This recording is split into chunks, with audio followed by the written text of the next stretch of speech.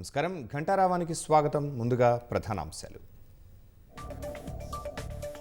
రేపటి నుంచి parliament budget సమావేశాలు. జనాకర్షక నిర్ణయాలపై సర్వత్రా ఆసక్తి.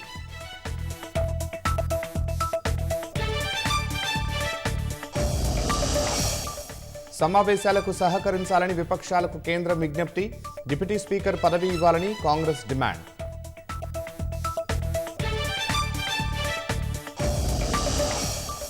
రాష్ట్రంలో మరో 3 రోజుల పాటు మోస్తరు వర్షాలు. పలు జిల్లాలకు యెల్లో హెచ్చరికలు జారీ.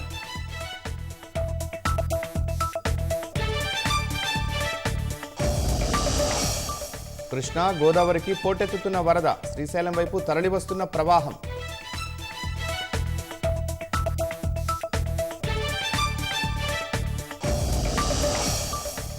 మూసీ సుందరీకరణపై భారస విమర్శలు. కేటాయింపుల పెంపు వ్యాఖ్యల ఉద్దేశమేంటని నిలదీత.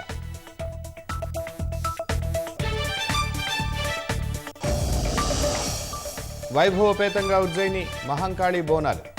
అమ్మవారిని దర్శనానికి పోటెత్తిన భక్తులు.